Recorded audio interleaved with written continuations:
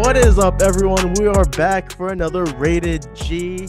I am your host, G Terado. And if you're new here, welcome to the podcast. Welcome to the channel. If you're watching on YouTube, here on the podcast, I like to sit down and talk about generally anything related to art and creativity. I usually also have guests on that are also fellow artists and creatives, and we share ideas, experiences, and insights on what it's like to be a full-time artist, even sometimes a part-time artist. And sometimes we talk about other things going on in life. So if you're into that type of content and you want to keep up with the podcast, be sure to hit that follow or subscribe button and ring that notification bell so you can keep up with the uploads. And if you want to follow us on social media, all our links will be provided in the description below. So joining me for the 9th time, he is a veteran to the podcast, and a veteran in the arts. He's someone. I consider him a dear friend, and I look up to him. I admire him, his work, and his knowledge. And so please welcome back the one and only Nick Mockoviak.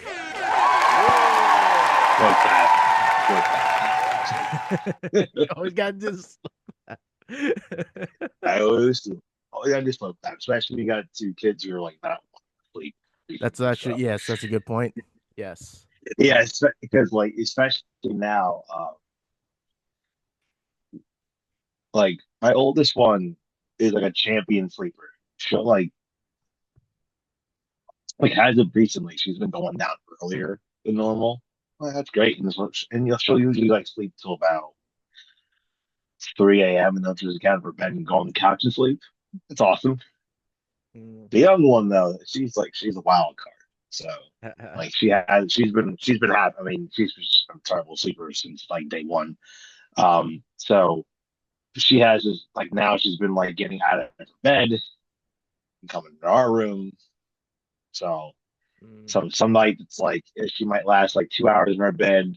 Like luckily this week it's 5 hours before she comes in. So this weekend is daddy daycare. It's just me and the girls.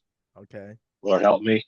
No, it's all good though. No, it's all good. No, I have the whole day planned out tomorrow what we're gonna do. So, or at least I have like different plans so in case one doesn't happen. We always have the backup plan. Okay. It's not that terrible. So, all right. But yeah, there's always just with kids, it's always just when you think you have the answer, they change the question. So they always keep you on your toes as far as like. What worked today may not exactly work tomorrow. And actually, what worked 15 minutes ago may not work 15 minutes from now. So, yeah, it's like it's like the Fibonacci number sequence. Like it's just like it's ever changing. Sometimes or like random things work and then they don't work for like months, and all of a sudden it works again. Go figure. So, they keep you on the toes. They also keep you honest too. So, yeah, absolutely. It's actually kind of funny, like thinking about your daughter that which one is the older one or the younger one that's having trouble sleeping? Robin's the younger one. Okay, yeah.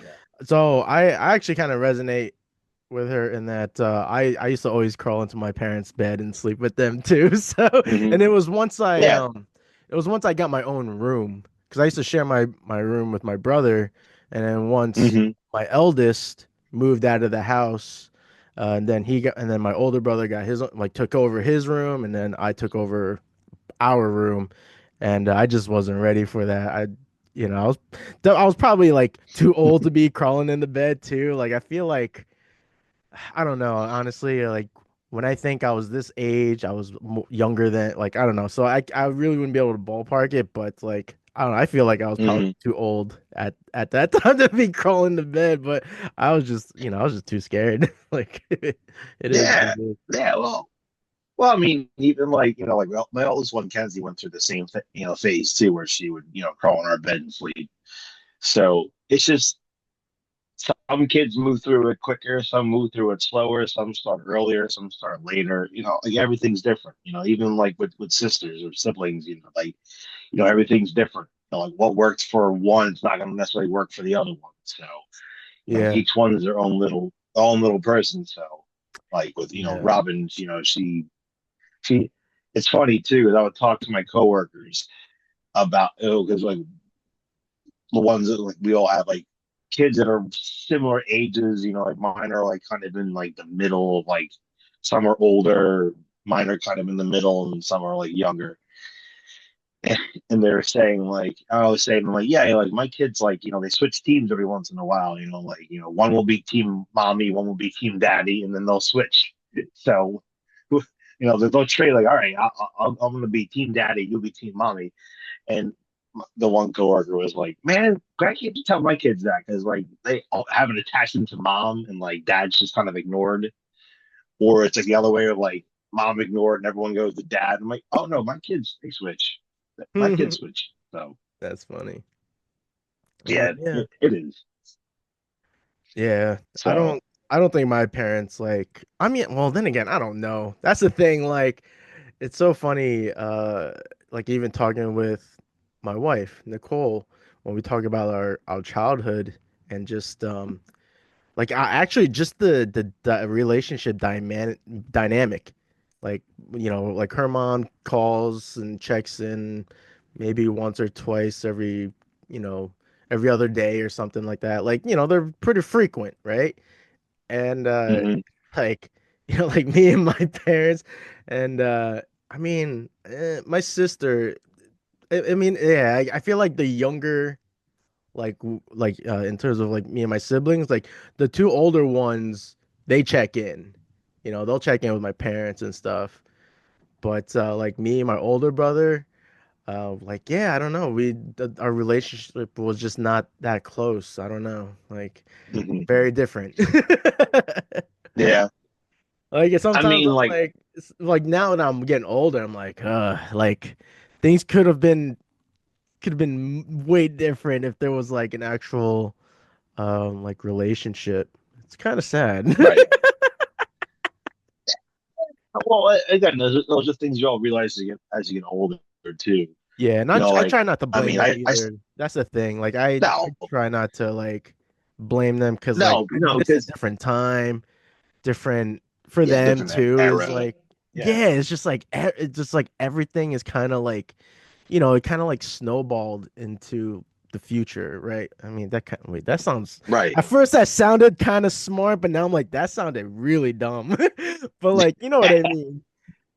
So Yeah, like yeah, everything was yeah. just No, kind of stacking up and it's just kind of hard to like find the solution to that because you're learning everything new like as days are oh going yeah, by. as you go So along, yeah, right? but I Because don't know. even like That's what works, yeah, 'cause even like what works for your like for work for like our parents with us, it doesn't necessarily work for us with our kids, yeah. or like with my kids. Now, like I see my mom every day because she watches Kenzie after school and she gets off the bus. So that's that's a thing. Um, so and I do I mean I see my parents. I see my dad every Sunday when we go to church.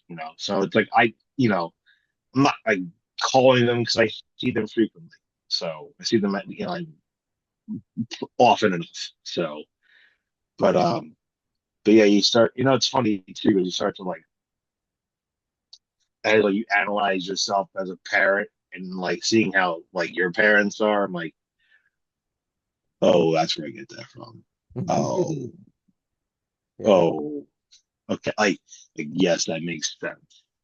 For Yeah. in whatever context it is. Sometimes it's like, why do I act this way? You go, oh, well, that's why. Oh, okay, Yeah. yeah, yeah, definitely run. Definitely. That gene's very strong in the family. So Yeah. That and is it's neither like it's neither good or bad. It's not like, well, this is inherently better, this is inherently worse. It's just you come to realize those things as you go along, and you go, oh, that's why I do that. And then you kind of Yeah, it's just an figure out like, answer, right? It's just an yeah, answer to like one of the million questions you've had in the back of your head, probably, right? It's just like, yeah, oh, yeah, exactly. Yeah, yeah. because again, like I can't, like it's very easy to like go and like, find fault, and criticize and critique your parents and how they're, they're up, like how they raised you or whatever. But then you have to like then go back to how they were raised and how their, your grandparents were raised. Is that everything, has a solution, has an answer, and it's always, circumstantial. Because I also look at it myself too, like when I was like when my dad was my age, like right now at 41, like, he had three kids, and like, I think I was, how old was I? Hold on. Like I was, wait, I'm doing the math here. 40, I was about 10, something Mm. like that. Like my brother was like 12 or 13. My sister was 7 or 8. I mean, that's like, but again, it's like, it's different, like, because back in like the 80s, you could raise a family, three kids, a house, two cars, one, like one income, and and like you'd be living like a king, you know. Now, Oh God. um, I was like, oh, I know gee, yeah, it's depressing now. It's even funny too, because like I'll look at like my salary, and it's like on paper it looks impressive, but I'm like, look, yeah, but if I go back to like when I was my day, my like my dad's age, 30 years ago, go, it's really not that impressive. Like it really isn't. Like it's all inflated. It's all, you know, it's all cockamamie. So it's like, yeah, it looks impressive on paper, but it's like, you're barely getting by because like everything's just so fucked now. You know, yeah. for for a variety of reasons. So, and even like when we did our, like my wife and I did our tax return, like on like a couple of days ago.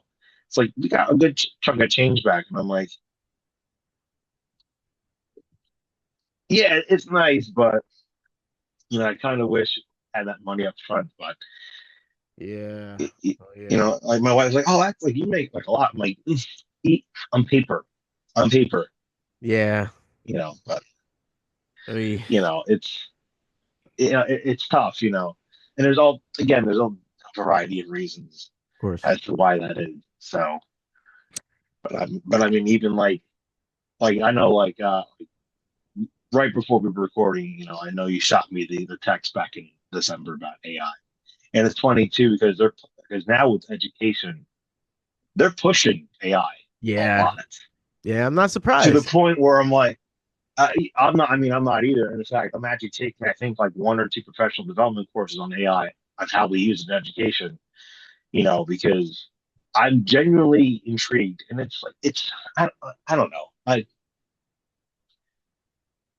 Part of me understands like the good that comes with AI, right? It can do a lot of things, Mm, but I'm also like, but I'm go the the thing though is that it's not being used ethically, yes. and for us artists, it is decimating us Oh yes. left and right, Yes. and yeah, it's terrible. And I mean, even from like a teaching point of view, right? Because like like we've had so far this school year, we've had two PD days like devoted to AI, and the one I swear she's like, I'm not getting endorsed by Magic School or whatever, but I'm like, you're talking a hell of a lot about it, and I'm sitting there going, like everyone's applauding like little sheep about it. I'm like, do you realize this is gonna take your job in 10 years? Yeah. Like you're impressed, like I can write an email for you, I know and then the I can do like report cards for you. I'm like, yeah, do you like not the realize like it, this is it, gonna like people like look at it now like, well, this is what it can do. I'm like, yeah, this is what it can do now. What about 5 years from now? What about 10 years from now? Yeah. Like, do you like, and again, AI is a program that continuously learns on its own and it gets better and better and better. And I've seen a lot of interviews about like, like the doomsday AI people, like how like we're basically like we're fucking ourselves, which I do agree with that. Like this is like the way like how rapid it's developing, Yeah. how it's being used, why it's being used, how unethically it's being used. It's scary. And the It fact of is. like you have these teachers going, "Yay, it can write me an email." I'm like, you dumb fuck. Like it's gonna take your job in 10 years, if that. Yeah. Like there and again, the argument in education is like there's always a human component. There's the human element to it, Yeah. to teaching where like the algorithm can't figure it out yet. It Yeah. can't figure it out yet. Yeah. It will. You got me That's the thing. thinking. It will. Like, and that's what scares me, you know, is Mm. that, you know, if you're like, if you're like someone who's in like a coaching position or an interventionist position or like some remediating position, coach position for like reading or math or language arts, guess what? Your job's going to be gone. You're going to be obsolete in 5 years. Yeah. You know, It, like it can't do everything yet, but it's getting damn close to it. oh yeah, And it's I know very like a close. lot of like go, yeah, and then like even like with the art, going back to the art side too, where people laugh at like the seven fingers and the disproportion and all that. It's going to get better, Yeah, I mean which is the scary part. it's nearly it's like almost see it's almost getting there, right? It's almost seamless like visually till until you spot the lack of physics. It doesn't have like this Right, natural like movement, whether we're talking about like the people or just the environment, like you just watch right. everything and like you can spot it even with people when they're moving, they just like move in a weird like smooth way. It's like almost Yeah, there, it's but too it's like smooth. it's just like weird, like it's just like there's something that looks odd here until and then you're like, oh, it's the movement, and then sure you might catch a couple extra fingers or whatever. But it's like usually now Right, it's like one of the things you gotta keep an eye out for is like the way things move because some things are incredibly close.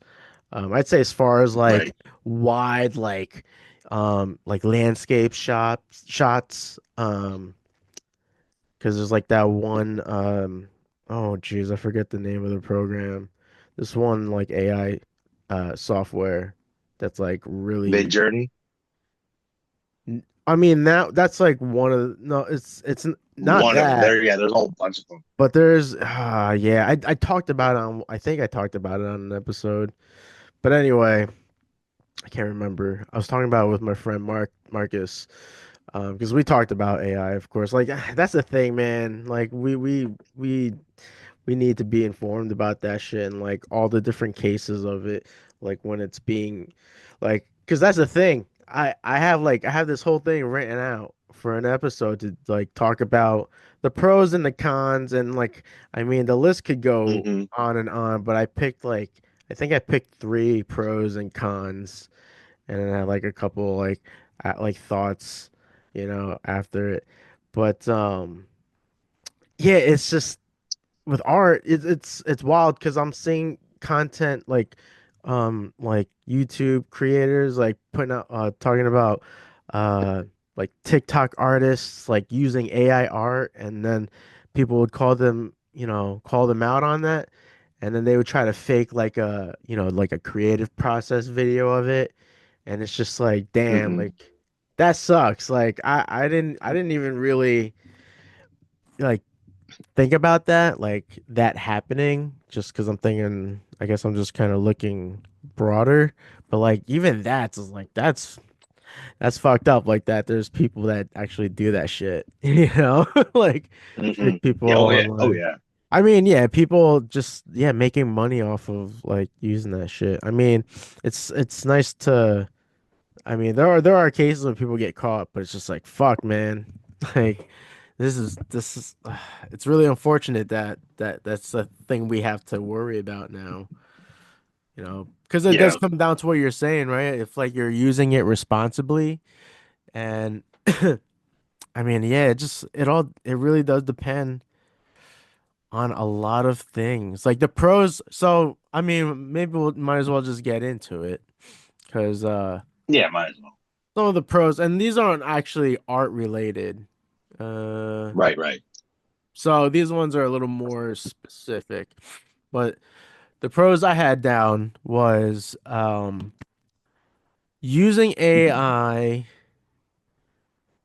um to use to restore like the picture and even like the audio quality of like an old film, such as like a Bruce Lee movie, like especially like his Hmm. older ones, like Big Boss or Way of the Dragon, because it's got that old school like film fuzz. So like if they cleaned up the shots, made them a little more crisp, and then like fixed the audio levels, like I'd be like, okay. Like, I don't see an issue with that necessarily. Right. So I think like using AI to actually enhance like whatever you use, like whether it's a photo or a video, you just want the picture enhanced. Like, because I mean, I use AI for my reels and my shorts, for the captions. So like, Hmm. using it in like that way to kind of just enhance, your content, but so that's like my exception. Another one is AI translating and dubbing. So Hmm. I've seen some videos of it, and it's pretty incredible. Where the AI would translate. The example I used when I did an episode on it was this Brazilian UFC fighter. He doesn't speak English, so they used AI to translate what he was saying post fight interview, and so it's his Hmm. voice speaking it in English. It was kind of fascinating. Like, all right, that'd be cool because like I don't, like I was talking about like if my parents are talking to me. Like I don't know, like I don't Hmm. understand them if they speak in tongue. So I was like, if I used AI, if I took a recording of that and then used AI and then just like heard their voice say it in English, like had them repeat it in English, like that'd be cool, right? So I'm like, that's a responsible way to use it, I would think. Um, AI powered smart glasses and for deaf and blind people. Have you ever heard of those? Those things. Yes, I have. So, I mean, I've only seen one or two. I think I only saw one video of a hearing impaired. She was deaf, and she had the glasses, and I guess it has like basically like captions on the lenses. So like when people are Hmm. talking, she could just like read the lenses. And then for deaf people, no, for blind people, um, I forget the exact detail, but like. I think that either like they have like speakers on like the frame or something, and they hear what's in front of them. I think like a foot in front of them. So I'm like, that's pretty cool. All right, like Yeah. I could get down with that. Um, and then AI companies, um, uh, prosthetics, AI developed with prosthetics, for people, that have like a missing part.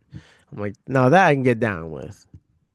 But Hmm. Yeah. everything else, the way, I mean, now we have to worry about propaganda and all this shit. It's like, fuck, that can be scary because like I feel like that's already happening. Yeah. Like, so, and even just like Yeah. bullshit content too. I'm like, And it's just like you Like, see some comments of people like believing in it. And I'm like, yo, like I'm like the mouth looks weird. I'm like the sound of their voice is there. I'm like the mouth looks unnatural. Like they're not really like enunciating yeah, what like they're saying. I'm like, I don't know if I yeah, believe it's like this. the lips. It's like the lips aren't really moving properly. Yeah, it's like You know, very stiff. like, do you remember when like deep fakes were like the shit for a while? Deep fakes were like we thought that was the pinnacle, of like this technology, and it's like that's the tip of the iceberg. Yeah. There's even the point too of like AI can mimic your voice, like Yeah. right down to every detail, which Yeah. scares the hell out of me, as a parent, because I don't want, Yeah. someone trying to call my kids and it's like, oh, hey, it's dad, and it sounds like you. It has your voice inflections. It has your like your speech patterns, like Yeah. your vocalizations, which is why like now they're really encouraging like parents, friends, everyone like to have like your safe word or whatever. Oh, So like so like AI doesn't know that. Like mm, that's one thing they don't know is like, if you decide that your safe word is like Rumpelstiltskin or some shit like that, like they're not gonna know that. They can probably get, they might be able to guess a couple things, but it's like no. But it's scary though, like how again, like yeah, propaganda and how it's being used. It's being politicized, being used in that kind of term, and also being used to propagate fear in people. And now they're showing like now you can just show like these videos that look authentic and they look real, they sound real, like it's all bullshit, but it's like there's enough validity to it where people go, they pause. And that's what's scary, yeah. is that it's like how AI can easily be weaponized, Yeah. you know. And again, like total let's put the fucking tin hat on. Like, did people not see Terminator 2 with Skynet? That's where we're heading. Or the Terminator, like, do people not realize like this is where we're going? Yeah, Like those that's some of supposed to be a those droids science are fiction, pretty incredible right? too. But it's like this is supposed to be science fiction. Like fucking like 1984 was supposed to be a fictitious novel, not a fucking playbook. Yeah. Terminator, Terminator 2, and like they're supposed to be just science fiction movies. They're not supposed to be real, but that's what we're doing now. Yeah. Like, like it's. I sound fucking nuts saying this, but it's like eventually AI is gonna it's going to form its own version of sentience, Mm. which is scary, Hmm. and it's gonna start deciding like what's good and what's bad. You know what's Yeah. bad? Us, Yeah, right. because you're You not gonna need somebody to hit that push a button for a nuclear code because guess what? They've already done it. That's what's scary. Is like technology. It's gonna get to the point where they won't need us, like meat puppets to build the machines. The machines will start building their own machines, which mm. I know, like, that sounds, you know, nothing but right now, right? That just sounds so out there. Like, no, that's science fiction. I mean, motherfucker, this was science fiction 60 years ago. Yeah. Star Trek, science fiction. It's reality. So people don't like have to realize like whatever euphemism you want to use, like you can't put the toothpaste back in the tube. You can't put the genie back in the bottle. Like Yeah. AI is there. It's out here. It's only going to get better. And I don't foresee anyone really using it for like ethical good.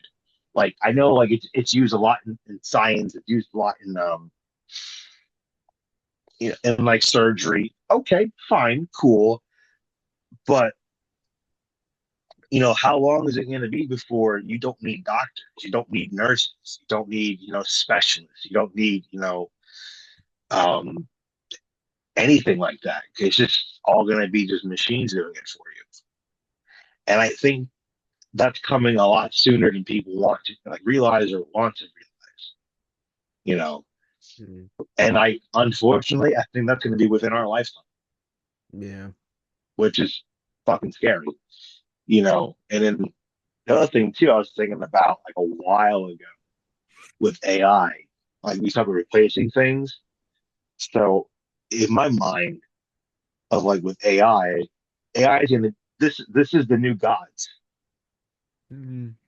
Like you Mm. think about like what what what us, like skinless apes, like what we worship. We worship, like gods of nature and natural phenomena, right? The old gods, you go back, look at anything with like Judaism, Christianity, Islam, Hinduism, the Norse gods, Greek gods. Everything is explains around nature, thunder, lightning, rain, earthquakes, tornadoes, hurricanes, hot, cold, snow, blizzards. You know, the sun, the moon, it's all natural phenomena. All gods, all religion focus around the natural world. Technology doesn't give a shit about any of that. Like in Yeah. 100, 200 years from now, like Christianity might go the way of like the Greek gods, you know? It all becomes fictitious to people after a while Mm. because they're going to be worshiping, fucking zeros and ones. Yeah. It sounds crazy. I know it sounds crazy, but but like you think about, like I think about that. I'm like, how much people worship technology now. All this is just dry runs, Siri, Alexa, all that shit. It's all just dry runs. Mm. Like how much humanity are we willing to give up for technology? But we give up more and more every year. Yeah. I don't know. I always spoke. That's depressing. I always spoke on like having like a I kept using the word regulation, but I just meant like a way to be able to be like have a disciplined usage, you know. Sorry, Mm-hmm. my cats are in the background like playing, That, so that's it. That's but yeah, like um yeah, it's scary. Fuck. I lost train of thought. 'Cause of my cat. no, Yeah. it is because it is so scary because look how much like automation took over in like the 70s and 80s of Yeah. taking away blue collar jobs from people. You know, now like look at white collar jobs; they're going to be taken away from by technology too. Your Mm. lawyer's going to be a monitor. Mhm. The, Yeah. your doctor's going to be like just forceps and claws with some wiring to it. So um, Yeah. it's it is it's I mean it's scary, man. And and again, I don't trust people to be ethical with this kind of technology and how powerful it can be and how it can mimic, you know, human reality and how it's going to distort it. And again, I know this is all crazy talk. The tin cap's still on, Mm. I but wish I made that's how I one. start.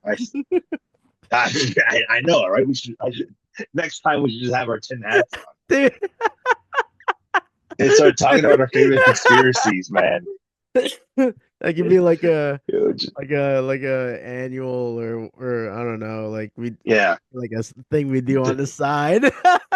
yeah, the tin hat convention. Let's just put our hats on and talk about conspiracies. I love it. The Tin Hat Convention. I like that, Yeah, dude. We gotta the coin tin hat that. convention right here.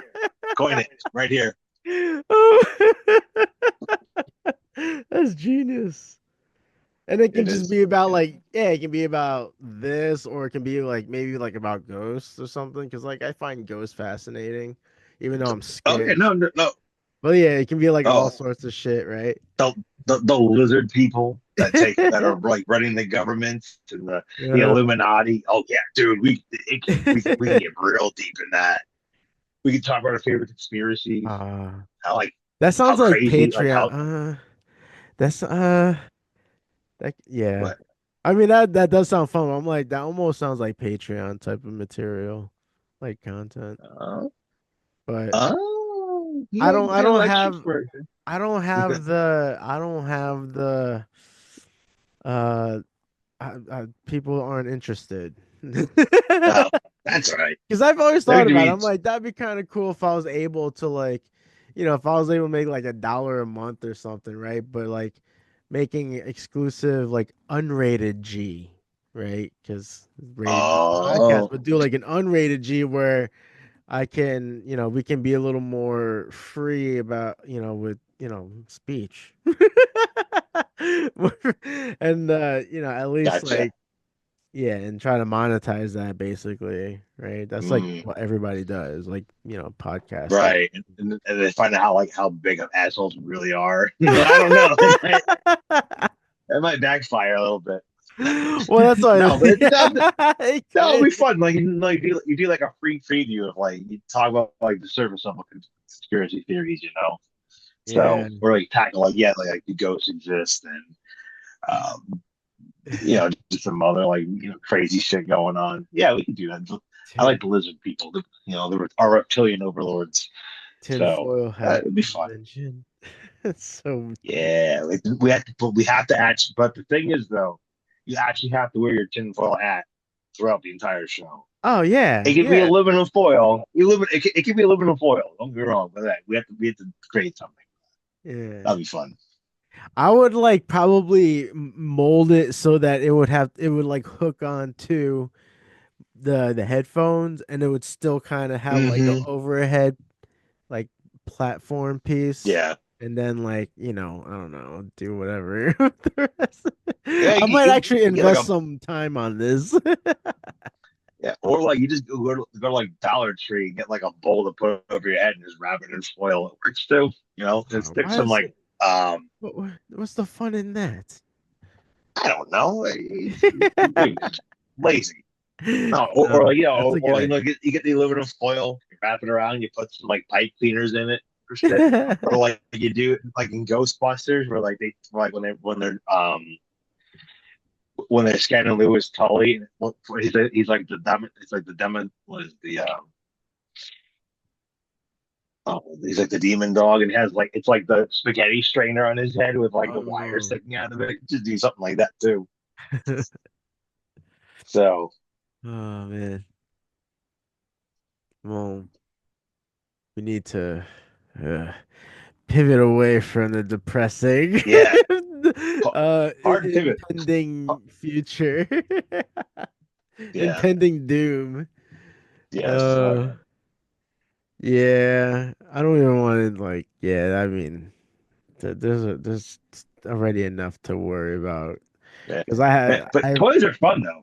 I love toys. Toys are great. yo, I was gonna actually bring this up because I saw your shirt and I was gonna ask Yes. you, uh, what if you're open to sharing, and if you want me to, I can bleep it Hmm. out. But That's fine. what's the most you spent on a Godzilla action figure? Um, I have to think here. I'm like trying to think.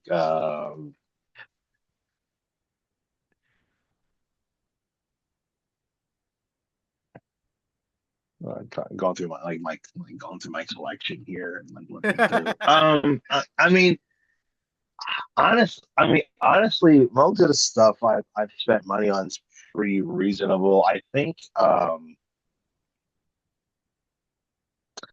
That's a good question, actually.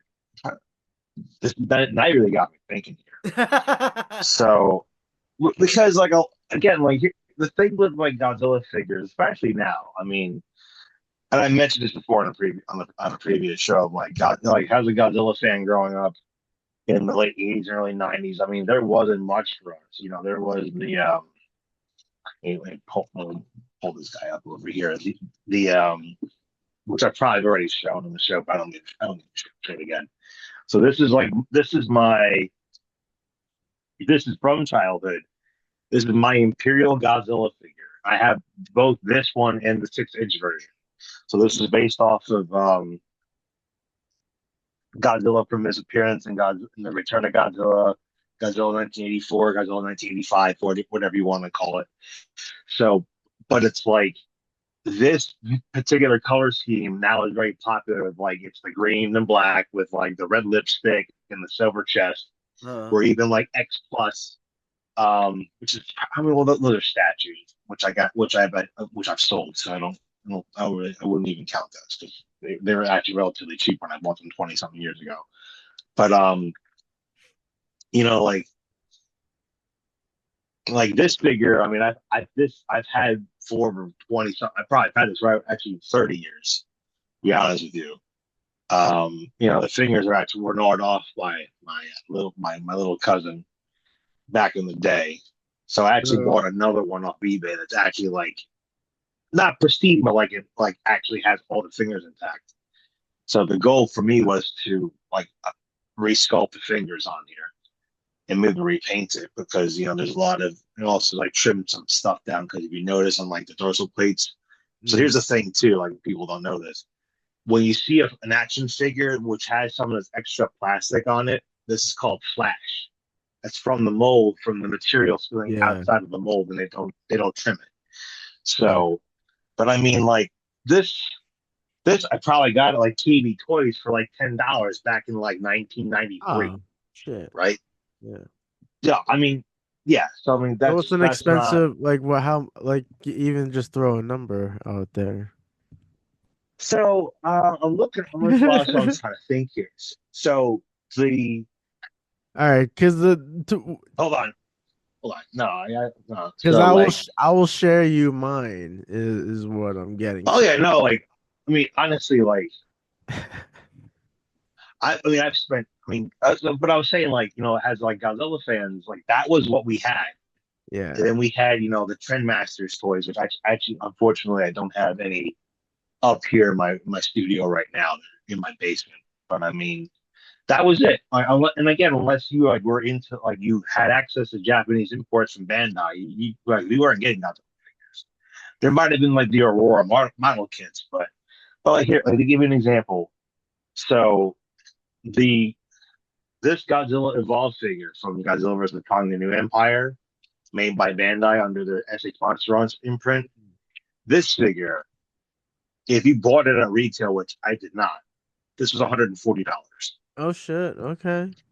This is not $140 figure, by the way. Yeah. You know, yes, like it's you know like the Monster Arts line like does they have like stupid articulation to it, like you can pose this however you want to. There's usually a lot of really good detail to it, but the Monster Arts line really their quality's been very hit or miss. I would say like the figure I probably paid the like because I mean like if like Monster Arts figures they're expensive, and I think the Godzilla minus one here figure is probably the it's well, I think there's like $120, and it's probably the most I ever spent on the actual Godzilla figure. So and even still like this is even like a custom head on there because the actual head is not that good. So even if you include that, it's even more expensive. But I would say I haven't spent more. I think. Well, no, like I'm being honest. Like, I'm trying to like think here, like Yeah.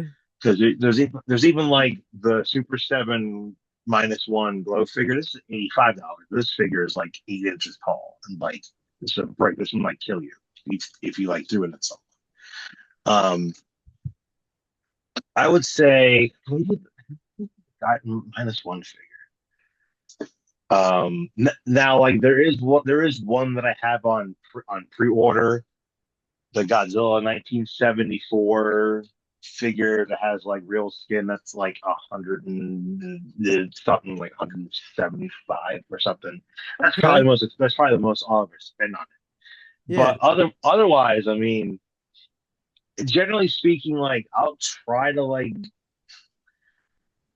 I'm a victim of FOMO because I've like been bit by that. But also, I'm like going back to my collection, going, do I really need like all this shit? So I've been like pouring down my collection.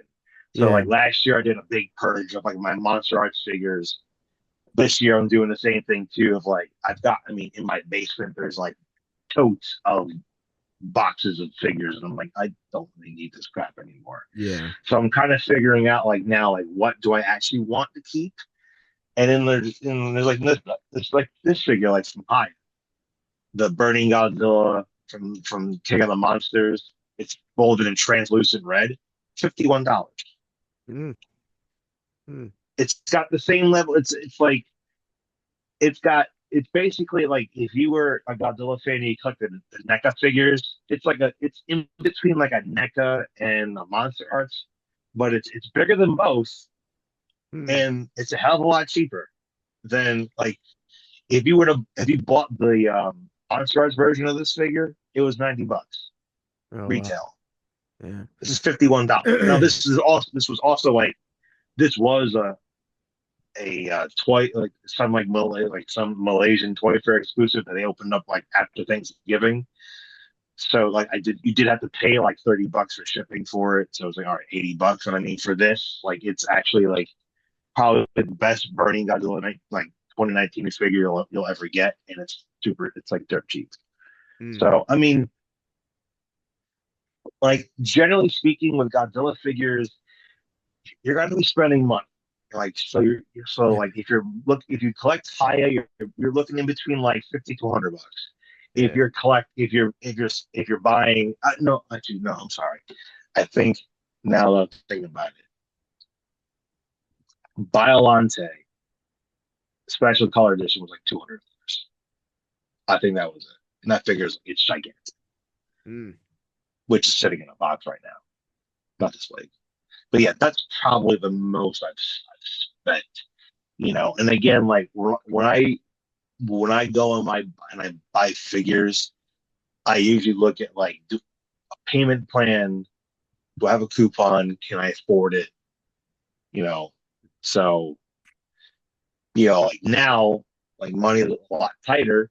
So I'm like, all right, what do I actually want? What can I like live without? Yeah. So, and I kind of figure like I kind of know like what I want to collect, and I kind of know what I don't want. So I know like Super Seven they just announced for their Ultimate Godzilla line, Batra and Mothra. I'm like, I'll probably skip those. Mm. So that's where like, whereas like 25 years ago, being a completist, I would have been like, oh, I got to get this. I'm like, nah, I can skip those. Mm. So you know, or like there are things where like I'll just wait for a sale for it. You know, so um, but yeah, generally speaking, like I have to weigh it, and if it's super expensive, I'm like, well, that's the only thing I'm going to get for a while. Yeah. So, but yeah, that's I would say that like that Biolante is probably I think the most expensive figure I got, and I think that was like I got that and I got it through PayPal. Like PayPal allows you to do like 6 month installment plan, like if you over a certain amount with Okay. no interest. That's what I did. Ah. Yeah, I'm not gonna go like just go broke on it.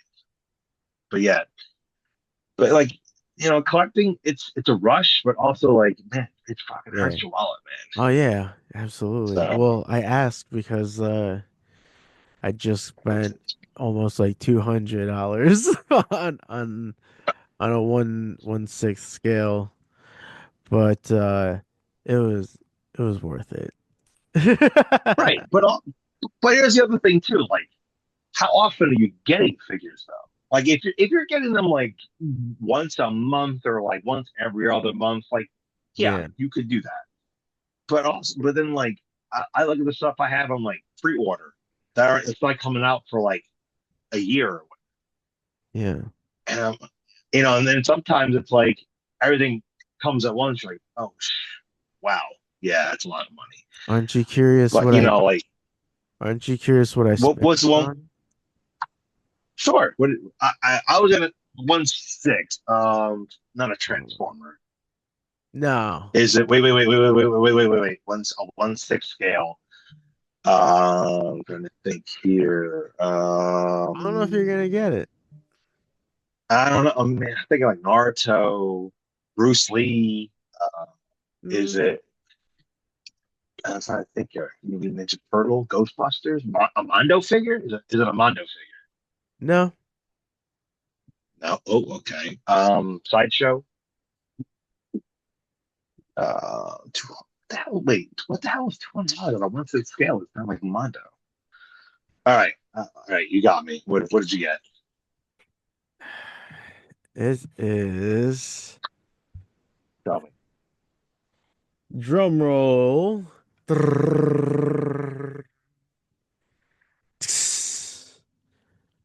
Star Toys. Jackie Chan from A Police Oh, Story. Star Toys. Wow. How old is that figure? What's that? Wow. What, Star Toys? Oh, Yeah, when did it come out? What was the original release date? I don't know, but I got it off of eBay, Wow. There you go. and There you go. I'm gonna admit like he's not perfect. I did a video on Hmm. it. It'll be out by the time this is out, but I did a video on Cool. it. It's lengthy. It's kind of hard to keep them short when you're like kind of going like deep on like all the aspects of the figure. Uh, but it's cool, man. Like he comes with the Yeah, it's cool. operational handcuffs, the barrel in his little revolver there. The barrel comes out. Like That's it's cool. so That's cool. Like cool. the little Yeah. details. But he's got some flaws here and there. But at the end of it's like I feel like it's kind of like a rare toy, you know. So Yeah, I'm like, I'm gonna say he's this. I was gonna say I think Star Toys is a company from Spain. I don't know, I man. I thought it think was just like a Chinese because company. all right, because I know like we in like the wrestling figure community, I think Star Toys made like some like rare wrestling figures. They're like Okay, figures slash dolls, and they were from like the early '90s.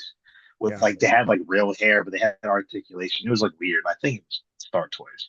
Maybe. So that's why I was like, oh like, but like they were like gigantic, they're like 18 inches tall. Like they were Mm.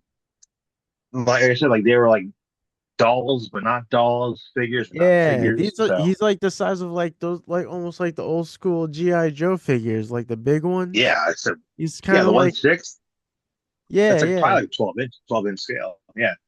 Yeah. I mean, He's basically like that, but like the sculpt of yeah. the head sculpt is like very it's like accurate. It's like Yeah. I'm like, yeah, it's Jackie That Chan. yeah. Well, it's also like too, like like I think that I'm getting more used to this now, like in the collecting world where like when I was collecting wrestling figures when I was a kid and especially as a teen, like everything had to be like mint in box, mint in package. You got to get two of everything, right? But now, especially because like people who collect toys, they're our age, right? Because we grew up with action figures and toys, and they're all about like loose, like behind like cases or whatever. And I'll admit, I'm still getting used to that idea of like opening up toys from the package because Uh, like I was so used to like yeah, when I was a kid, I played with everything, didn't really give a shit about the packaging. But as I got older, I'm like, well, if I want to resell this, I want the box or like the yeah, packaging, the bubble, the the card. NRFB never removed from box. Yeah, I know. Like I was just like I NRFB. never like I didn't like I didn't like let them breathe. Like I never Yeah. But now especially now with my kids, I'm like, all right, fine, play with this $55 figure. I don't give a shit. Like it's fine. Yeah. But even like the one day, Kenzie, because she likes, she likes the pink Godzilla. So she grabbed this, like, whoa, whoa, whoa, whoa, whoa, whoa, whoa, whoa. Go grab the Playmate that Daddy bought for $5 from Walgreens and play with that one. It's a little bit more expensive, you know. Uh, But it's funny too if like what people like what collectors like complain about, whatever. It's like, and like I'll admit, like like while like sculpt wise, like this is I don't see how like you can justify this for $140 retail with like no like the only accessories are like the swappable hands. That's it. There's no like there's no beam effect. There's no like like versus oh like man, because you would think they would versus have like like some effect pieces to right go. versus like their like the anniversary like their 70th anniversary Godzilla figure that like they repainted like the original poster comes with a blast with a beam effect Okay. stands. There also comes with like it comes I have the box. It comes with like a base, airplanes that mimic the poster. And Oh, I got okay. this from Japan and I bought this straight from Japan for like $60. Oh, okay. And it Nice. retails here in the United States for like $100. But even like so like $100 you get like a nice repainted figure, like a beam effect, a stand, airplanes, a base, Yeah, that you sounds know, like a good deal. yeah, versus like this $140 and like it's pink. Okay. You know, like, you know, and the thing too with like in the Godzilla community, like the figure community, or at least with the articulated community, is like what are people like the difference between like different companies, like like monster arts stay within like a 6 inch range, and then there's like you know Super Seven, which does like 8 inch, and their figures tend to be more toy-ish. Like they feel like old school toys, Hmm. whereas like these feel like collectibles that like if I drop like I'm not gonna drop the -1 blasting effect, but if I drop this, it's gonna be okay. If I drop this, I'm afraid it's gonna shatter, you know, just because of how just because of like the it's like the Yeah. engineering of the sculpt and all that. It it's like and also too like what people argue over now. I will say like for Super Seven, like you did like for $85, you can't do like a fucking articulated jaw, but whatever. Like because they I also mean, there's have oh like yeah, there's they always have like something. swappable, but also like but that's what I'm saying too. Of like now I'm kind of going like, all right, what's like the best version of this particular character or like this line I like? Now like Super Seven, like their whole thing is like the weird shit. Now like I have to admit they're -1. Like this is probably honestly probably the best right now until Haya comes out with one. Probably the best Godzilla -1 figure. I mean, like the dorsal plates raising, like the sculpt, the paint, she like really fucking well done. Oh, my neighbors are arguing, so I like some eavesdropping right now. They're being very loud. I don't know if you hear that. So, oh, I hear a door opening. I don't know who that is. I don't know if it's my kid or not. Let me just double check and see who it is. When it comes to pairing barbecue sauce with my steak, Stubbs is the finest choice there is. Get a taste of Stubbs' legendary barbecue sauce. Get a taste of life.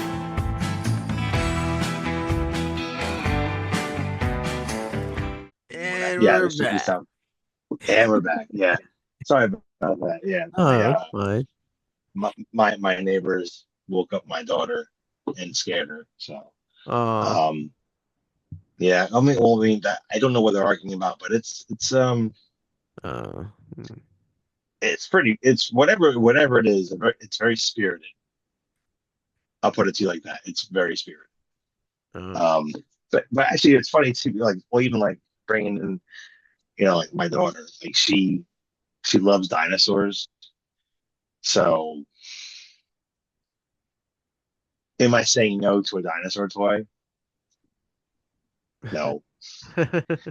So, but like we have to get out of the habit of like every time we go to a store, she gets a toy. Uh, Because we were doing that. I was doing that with her for a while. I'm like, like we'll get like a little like a cheap toy, but now like I'm trying to like get her to like maybe make cuts in her dinosaur collection because now like we're getting like the Jurassic Park toys, which uh, are really good in the Jurassic World. And there's like a show on Netflix, like Jurassic World Cretaceous Camp and whatever. They have I like all think, different yeah, dinosaurs. yeah. So like or Camp Cretaceous, something like that. So like and the toys are dude, they're I'm not gonna lie, I'm like they're cool. Versus like the ones from Walgreens, not gonna lie, they're pretty good too, but like there's more articulation. Some of these are cooler. Yeah. So, but it's like uh yeah. So like last weekend, we went to the American Dream Mall in East Rutherford, like right next to MetLife Stadium, where like the old Giant Stadium was. Mm. So, and there's a and in the mall, which is good and bad for me. There's a Bandai Namco store which sells like the monster arts and Godzilla figures and all that kind of stuff, like from Japan. So yeah, it's very easy to go broke there. Mm. They actually had a free event where you're able to build a staff together dinosaur kit. Mm. So like the guy just gave me one, my daughter one, and my wife one, and all us gave Robin one. I'm like, well, she's two, she can't really do anything.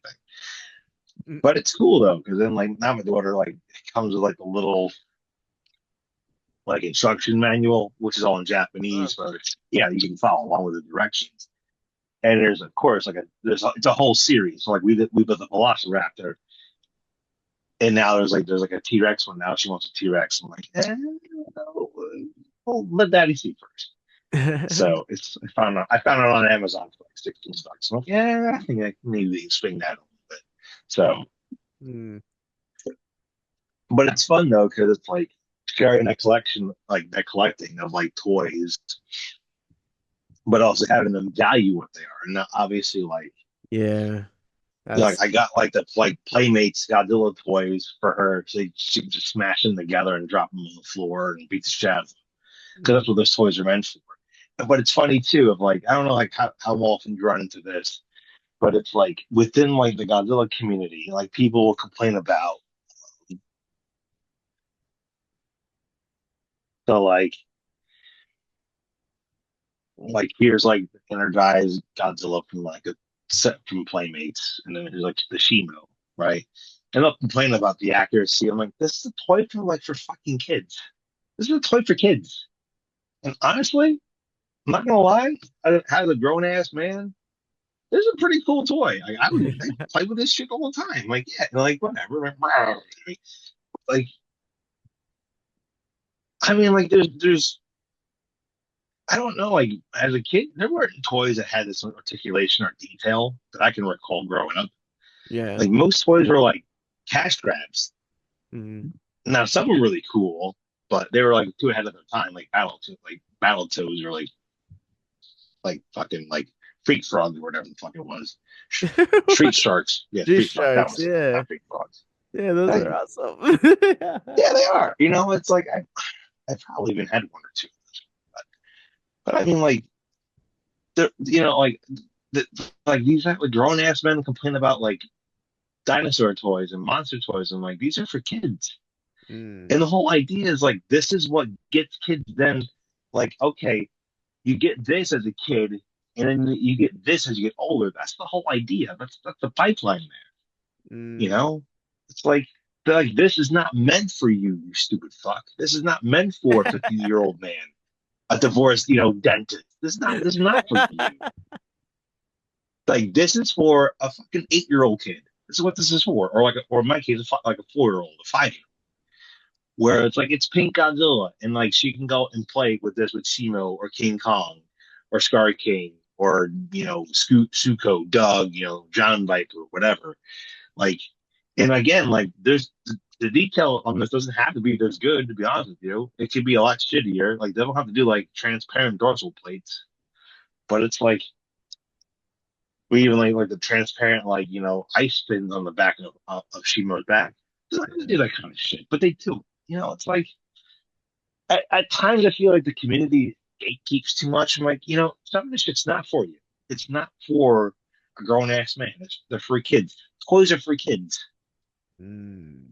You know, toys are for kids. Now, like obviously, but that totally backwards or whatever. I mean, obviously, we're two grown ass men talking about toys. So they're for us too. Like I make toy But they also content. like we all shit. We all. I mean, look. I Yeah. mean, there's nothing wrong with that because again, like No, I get it. we're like that first generation of like kids with action figures that weren't like Migos. You know, we're like it was like a 3 3/4 inch GI Joes and the LGN WWF figures and the Yeah. G1 Transformers and real Ghostbusters and Yeah. Thundercats, all that shit. Like that was us. Now like toy companies generally, honestly, they make toys for us. They don't make kids. They don't make toys for my kids. They make Yeah. toys for us. You Honestly, know? I've been going back to 90s toys again. I dug out my little tick collection because I love the tick. Mm, And so I ended up getting like a few more characters out of there, but they're fun. Like they're actually, they've got like, play functions and yeah. like it's just like silly fun. But I think that was like a good era for toys because they were just so like creative and imaginative. They Like were even like the yeah, they were mask. event Yeah, yeah. They were I got into adventurous. the mask toys and like Hmm. same thing, man. Just like you can switch parts, can make them, the mask is like all these like different types of characters. It was really neat. I was Yeah. like, damn, man, like 90s was a good time. They were just like really having fun, you know. Oh yeah. And I mean they made toys of like everything in the 90s. You could like even like movies you wouldn't think would have toys like Robin Hood had Yeah. toys. Like I Oh don't like yeah. I don't know of a movie coming like a movie probably that didn't have toys in the 90s. The 90s were like were great. You know, um, because everything was so like it was designed for kids to have like they had action features and functions. Yeah. Like And how they're many still Batman fun. toys we all. Oh, it's still yeah. I mean, like like even like watching like your real Ghostbusters shit. Like that shit was designed for us, for kids. Yeah, You know, but yeah. you know, but it's also funny too, because like as I walk through Target, which is ironically Kenzie's favorite store, because that's where all the Mm. dinosaur toys are. Um, but I mean, it's just Target. I mean, I don't know if anyone can go into Target and like not buy anything. It's like, all right, I'm gonna buy one thing. You have a shopping cart full of shit you don't need, but it's like, it's on sale. I got the right. It's fine. Um, I just lost my train of thought here for a second. Like what the hell was I just talking about? I wish we like stop rewind. Talking about toys, Target, fun. I don't know. This is what happens, kids, when you're Sorry. just like I'm shoot also off. really high. I'm No, like, yeah, huh. I figure you're probably in the clouds somewhere. Um, what Yes. the hell am I talking Well, about? yeah, we were talking Toys. about buying toys. Oh, yeah, but okay, that's what I was talking. So like I was in Target and I'm looking at Lego kits. Oh yeah, Holy shit, dude! They forget are. about it. Oh my! I had like I had an idea, but there was like a DeLorean, like a Oh yeah. DeLorean Lego set. And I'm like, dude, like Back to the Future is like my favorite movie next to Ghostbusters, Mm. which I know surprises people with like the Godzilla. Like Godzilla is a whole different category. Like Yeah. I don't really categorize Godzilla movies with like other movies. Like Like it's its kaiju. own thing. Yeah. Yeah, kaiju, like because I also am a big fan of like Universal monsters, like Frankenstein, Dracula, Bride of Yeah. Frankenstein, Creature from the Black Lagoon. Like I love all that shit too. and the Hammer stuff from the 50s and 60s and 70s. But like the DeLorean Lego set was like $180. I'm like, are you fucking kidding me? Yeah, Holy they're shit. crazy. They're They crazy they are. expensive. I still remember when a like a loose bag of like a kid like a car was like $5. I thought that was expensive for Legos, and that was like Mm. 1994. I'm like $180 to build a fucking DeLorean. Fuck, it's Yeah. expensive, man. For a Lego DeLorean, that's where I'm like, oof, that's a little out of my league, a little Mm. out of my league. Yeah, I have the Ghostbusters Ecto one up there on the top, on the very top of the shelf behind me. Lego or like, Yeah, yeah, Lego. And oh Jesus, why that's such a back like the kidney, a foot, yeah. And a I tongue transplant. Jesus.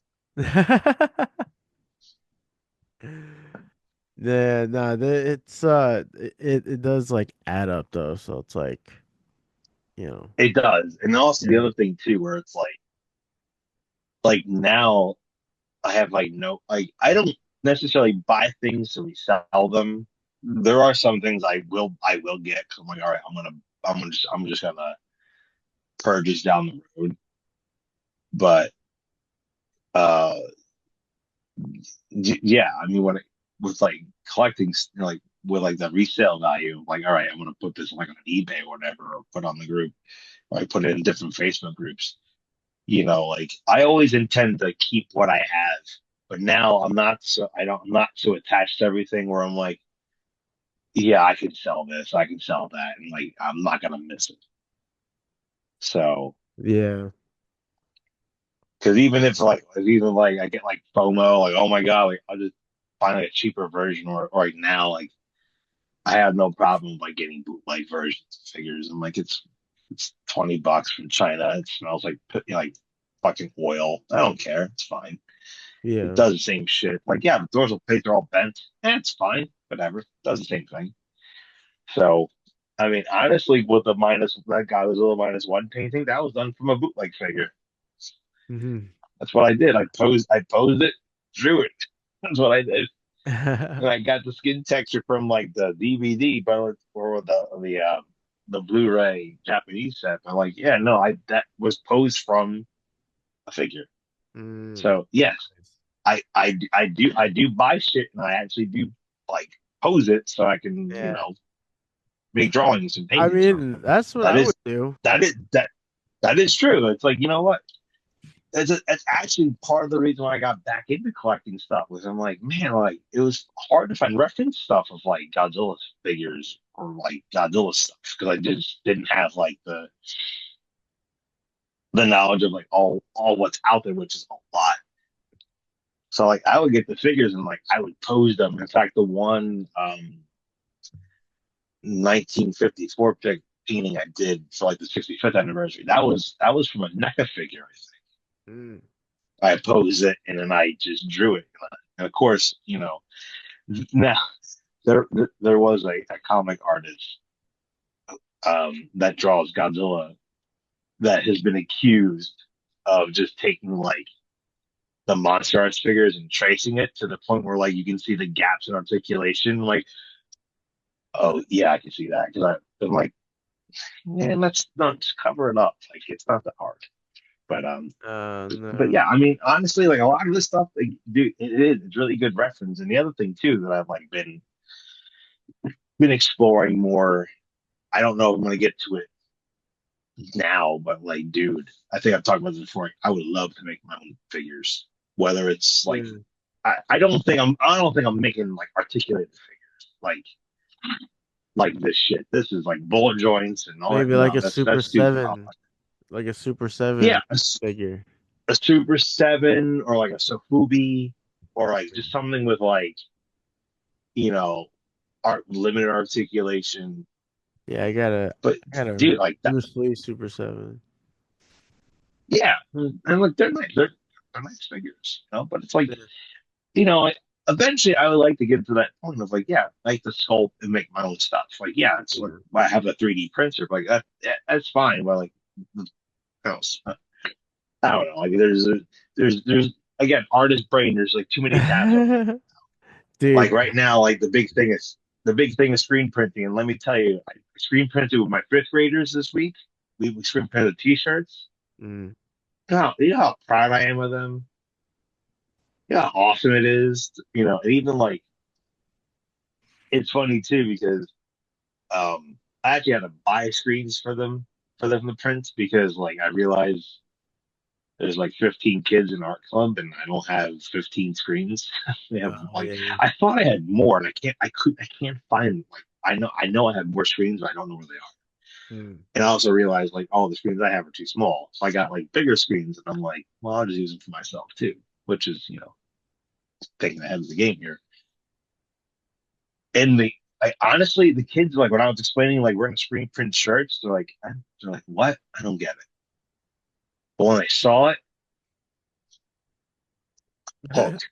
They were like, hey, can I do more? And then the funny thing too is like this morning I actually had to print in another classroom because I don't have art room this year. I'm on a cart. So the room that has like my stuff in the back, the homeroom teacher was doing pre what was doing before school academy. So like, I didn't want to like interrupt what she was doing. So I went to the room next to her, which the outside it seems like texted the teacher. I'm like, hey, I'm going to let you know I'm using your room and I'm making a mess of it. She was like, no problem.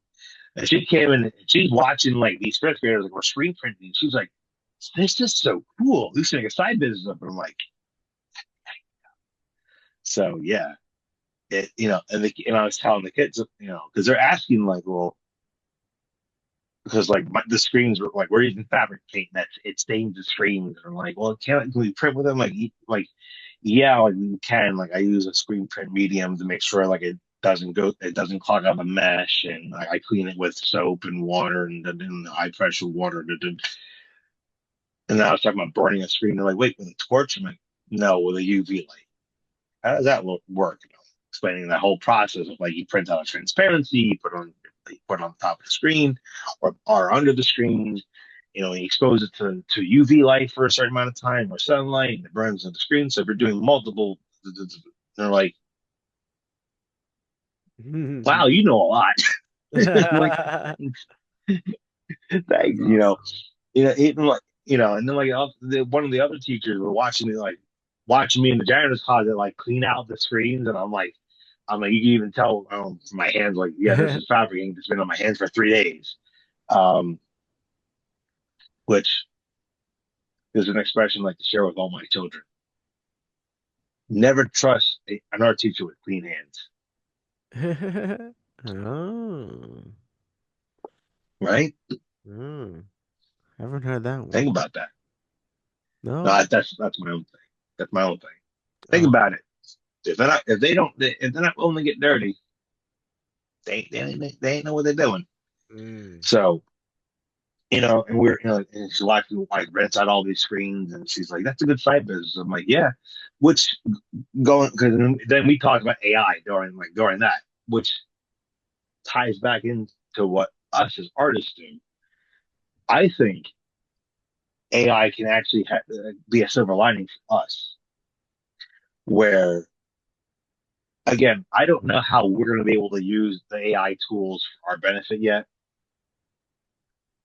because eventually I think we will. Because again, like how many I can only imagine like 1860s when people like artists were complaining about like the camera and photography. It's gonna put everyone out of business. Yeah. Or then like the airbrush, that's gonna put people out of business. Photoshop's gonna put people out of business. And we were all able to use those tools, right, for our advantage. Difference with AI though, compared to all those other things like camera, Photoshop, airbrush, Yeah. there was a human component of yeah, like even like with digital art, like you had to figure out the composition, the filter, the brush, the size, the opacity, how you're gonna manipulate the layer. Is it on normal? Is it on multiply? Is it on screen? Is it on linear burn? Like how many layers are you using? what's the opacity of the color that you're using? How transparent is it? Like the color palette. Like you still have to figure all that out. Camera think same thing. The camera doesn't take the picture. Like you have to compose the picture, make sure the lighting's correct, make sure you're using the correct lens, the frames, like making sure that the exposure is correct. Mm. Is it a wide shot? Is it a narrow shot? You're still figuring all that stuff out. Whereas AI would just take all that out and just algorithm Just zero do. one figure it out. Yeah. I think for us, and this is, and I had read a comment on Facebook about this about 2 or 3 weeks ago, which is exactly what I was thinking. The silver lining with AI is that it's going to drive more business for traditional artists because then people are going to want watercolor paintings, Yeah. oil paintings, I graphite agree. drawings. I think it's not going to happen now, but Yeah. No. I actually see it slowly happening, I mean, and actually there is I that would say pushback. people are more, yeah, I mean, people, just because like I have clients, so like, yeah, people are invested on like original art for sure. Yeah, Uh, but yeah, I agree. Like, I think that would kind of increase that amount, when AI art becomes really even more of a regular common thing. Um, yeah, people are gonna want like yeah, authentic art, whatever the medium. right. They're going to want handmade stuff, even like screen prints. Again, like Yeah. designed by humans, pulled by hand. Like I can see like reduct like like oh my god, why can't I think of the actual thing like reduction prints, but like relief prints done in like linoleum or metal etchings, or even like cliche prints or like prints we get from like a comic convention. I can see that eventually, like that's what people are going to want because people naturally want a connection to what other people make because like we have that kind of built-in like natural drive. Like we want that connection with other people. Like that's something that we internally as humans want. Like we like handmade stuff. We like collecting things, like like hunter gatherer from like way back, you know, generations ago. Like we like to hold on to, not trinkets. I can't think of the correct word of like Mm. items that have meaning to us, that have value to us, because it was made by hand. It was made by another human. So yes, I can see a lot of major corporations using AI to do their advertisements, to do their movies, to do their TV shows, to do their stories, their comics. I mean, there's even novels written by AI at this point. Mhm. But people are going to want things that other humans actually made and thought of and accepted and like labored over and cried over and cursed over and like threw shit out of a wall out of frustration and punched a hole in their door because like something like the yellow wasn't the correct hue. They're gonna want that stuff. They're gonna want paintings, illustrations, drawings, prints, ceramics, collages. They're gonna want that. Mm. And again, I think that's like the only thing that I can really, the silver lining I can see with AI, which will benefit us. So, and like I say, it's not going to happen today or tomorrow, but I'm going to say within like the next 5, 10 years, I Yeah. think you're going to see a lot more people coming to wanting to buy your artwork about your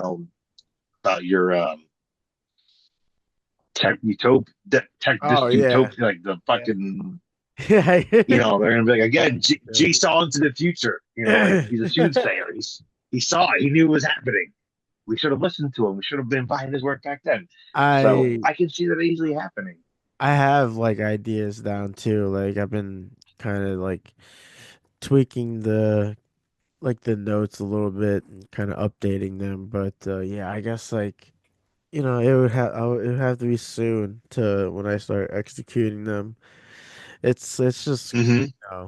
it's just like ideas, so many ideas pop up, and it's always a Oh sidetrack yeah, the because I have oh like like I so said, many like ideas. art. Like, Oh yeah, uh, artist brain. Yeah, yeah, yeah, 47,000 tabs open. Yeah, like do you know yeah, how many sketchbooks I have right now? Of, like different ideas that I have like just sketching around. Of like and again, it's like especially I was saying, I think the last show I was like, yeah, this is going to be a year for me. And it has been. Like, I've been slowly developing ideas, but also I think my biggest holdup, and I don't know what your biggest holdup as an artist is. And I think this might be like a good little like big thing, a little bit. But like I know I procrastinate a lot, and I tend to overthink things. My biggest holdup is not necessarily developing the idea, it's how to execute the idea. right. That's what I always get hung up. Same. It's like, do I do it in this style? Watercolor? Do it in pen and ink? Do I do it cross hatching? Do I do it in manga style? Do I use, do I try more, adventures, graffiti style? Do I do this abstract? Do I do this monochrome? It's too much, and that's why I would think too with like when you're more a more novice artist, I think things are a lot easier because you don't have those like hangups. You just create. I still remember when I took a painting class with my friend. Like we're experienced artists. Like we're teachers. We're taking this class of fun. And then I remember, the guy to our right was a novice painter, and he was going to town. Whereas like we were like like over analyzing every little square inch of our canvas and like finessing everything. And this motherfucker painted like three things in like a class period. And like he's looking at us going, man, I wish I had your skill. And we're like, we wish we had your just inhibition. Like you just like there was no hang up. It was just straight from the mind to the canvas, Mhm. you know? And that's why I always get hung up with ideas of like, what style do I want to do this in? Like, do I want to do it this way? Do I want to do it that way? And that's where I'm like, this is annoying as shit. And then nothing ever gets done because I'm like, well, what if I did it in like this pushead style? No, what if I want to do it in like a Franklin Booth style? No, what if I want to do it like this way or that way? It's like just fucking just do it. Figure it out later on, you Yeah. know. But I mean, yeah, I mean, there's like, yeah, the ideas, yeah, there's just so many ideas Yeah.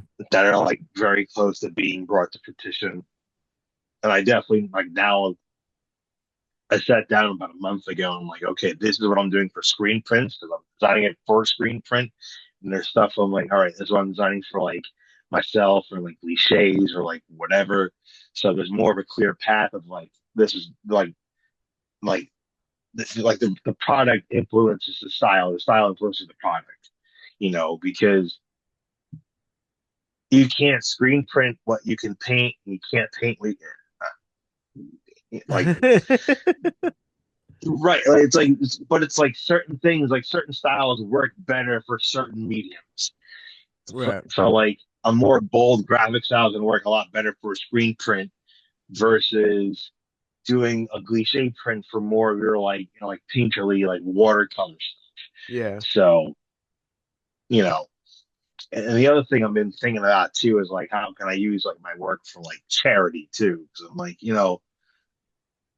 I want to be able to give back to people. Like, I want to be able to give back and help people that like are less fortunate. Because again, like the fact that like I'm talking about a fucking dinosaur toy, that I'm like collecting. I've like spent how much a stupid amount of money on. I'm like, okay, I think I can give back to the community or whatever. So just thinking about like that different ways too, of like like, what can I do to use my art? I can use my experience or my technique, whatever, to benefit those who are less fortunate. That's been on my mind too. Of like, and I have a couple ideas too. I've actually been talking to a few people about getting some Oh, some ideas going. So nice.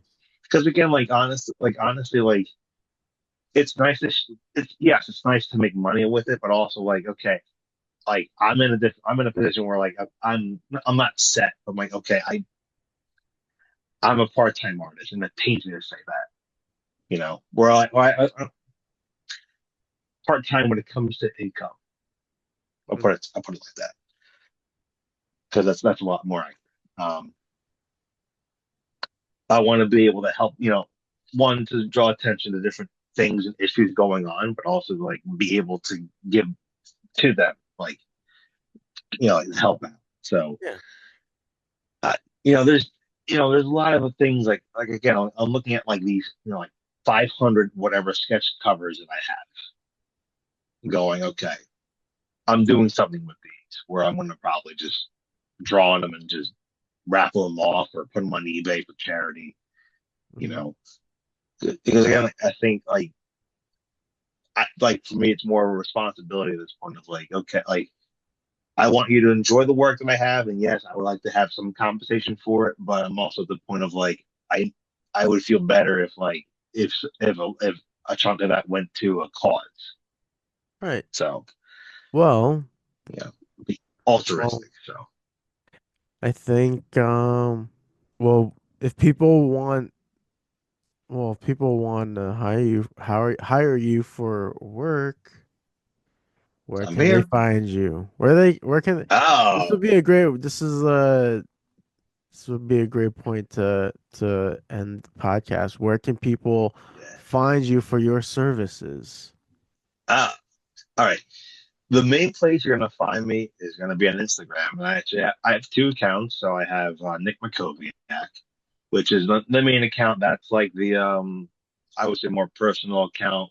It's basically artwork, but I'll Yeah, post some other things on there. And yeah, the other one is Mr. Boo _ art. That is my more, I would say, like that's the one I would focus more on, like doing like screen prints or like rock stuff, like monster stuff, macabre stuff yeah, on there. I'm also on Facebook, the Art of Nick Mickoviak's my fan page on there. Everything kind of links together. Um, of course, you can always email me at nick.makoviak.art@gmail.com. Always available for commissions. Just realize that it will take me some time because I do have a full time job. I've got two young kids that are like demand tickle monster all the time. So, yeah. but People, I be will get reach to considerate. No, I'm kidding. it. And I'm also working on the habit of like I hate to say it, but like I've been bad at ghosting people as of late. It's not intentional. It's not on purpose. It's just like I'll get a text from somebody or I'll get an email from somebody and I read it and then it's just like and then like yeah, he's just like Kenzie comes in and like neighbor woke her up and something happens and there's like I put out one fire and two more start. All right. And then I realized, oh shit, I didn't reply to a text or email that was sent like a week and a half ago. I feel like a shithead for that. So again, it's unintentional. I don't ghost people. Very few exceptions where I ghost people on purpose. But mind you, I do read everything. It does take me time to get back. There are some times where I'm right on it because everyone's asleep or I'm actually like no one's bothering me about something. But yeah, So Yeah. I'm always available. So there you go. There you go. Everything will be every. Can you repeat everything you just said? No, I'm kidding. Everything's gonna be I probably could if you wanted to. everything will be in the episode description. So don't you worry. Yeah, Um, but yeah, man. Everyone, thank you so much for tuning in. Nick, thank you so much for coming back. Always a good chat. no And problem. with that, everyone, stay safe, stay healthy, and stay driven. And I will catch you on the next one. Peace out. Boom.